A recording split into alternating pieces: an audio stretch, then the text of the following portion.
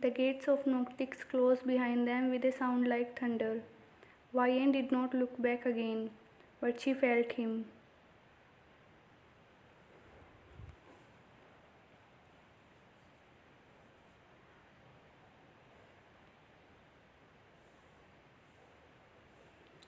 Even across mountains, rivers, and the glowing wheel separating realms, she could still feel the weight of Taeyong's silver eyes following her.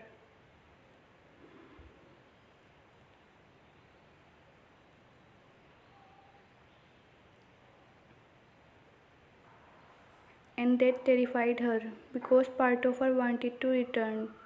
The journey back Luminaria should have felt joyful.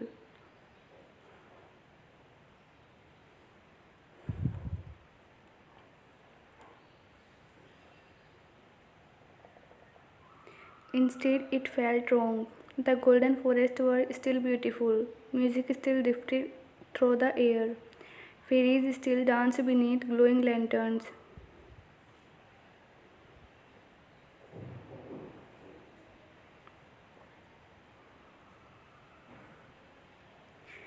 Yet everything seems painfully bright now, too warm, too gentle.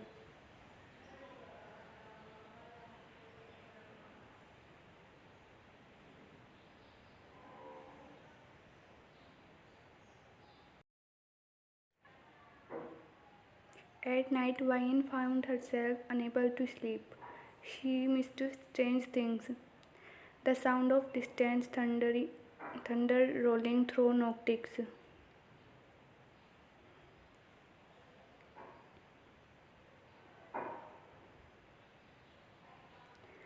the blue flames flickering in endless hallways. The quiet way Taeyong used to stand outside her chamber door without entering, only to ensure she was safe.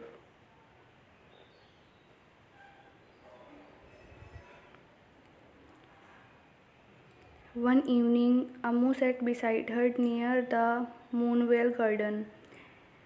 You are thinking about him again, she said softly.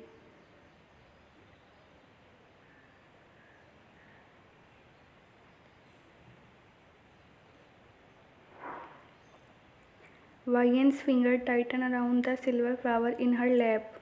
I shouldn't be, but you are.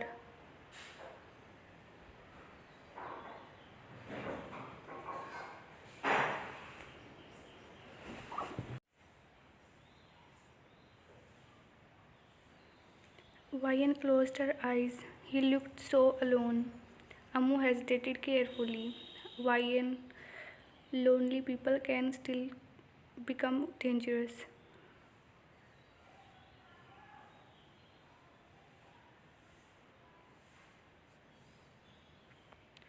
Those words stayed in Vian's mind long after the conversation ended, because deep inside she already knew.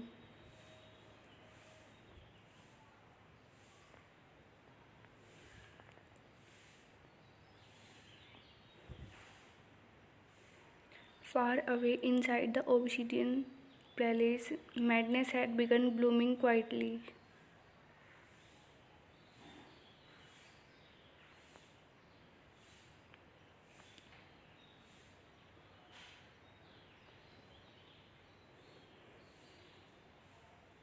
At first, Taeyong tried to let her go. He truly tried. For days, he remained inside the highest tower, never speaking to anyone.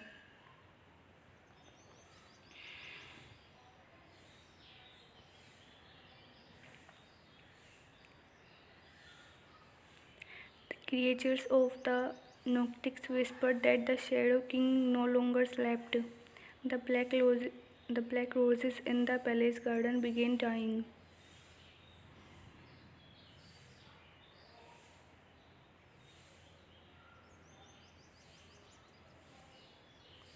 Storms swallowed the sky above Noctix without pause, and the shadows become restless.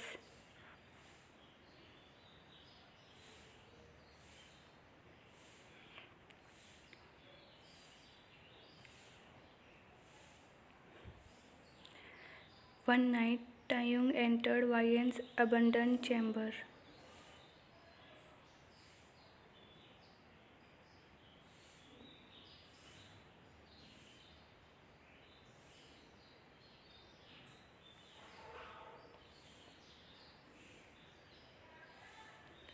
Everything remained untouched. The silver brush she used for her hair, the books she left beside her bed.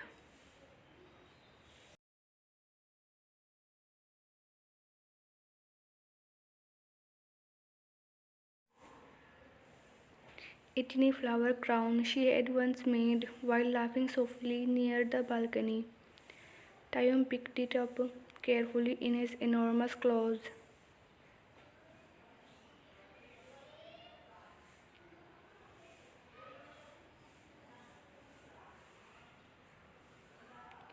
The crown broke instantly. Silence filled the room. Then something snapped inside him.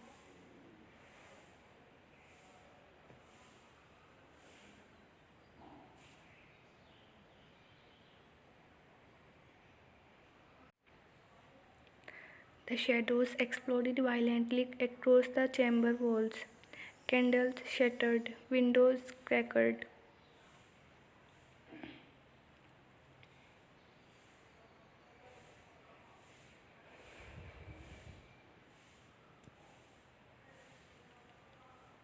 The entire palace trembled beneath his grief. She left. The darkness whispered around him.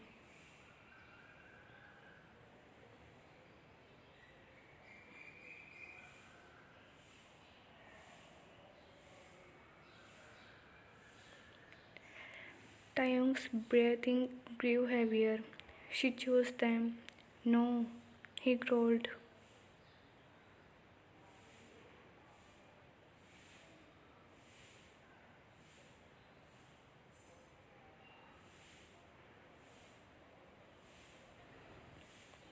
But the shadows only curled tighter around him, like living thoughts. You opened the gate and she walked away.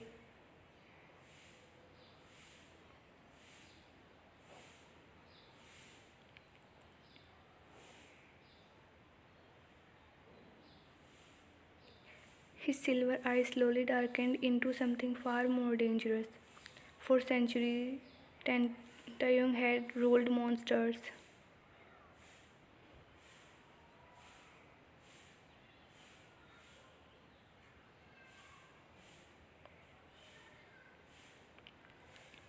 But he had never ruled his own loneliness. Now loneliness was becoming his obsession.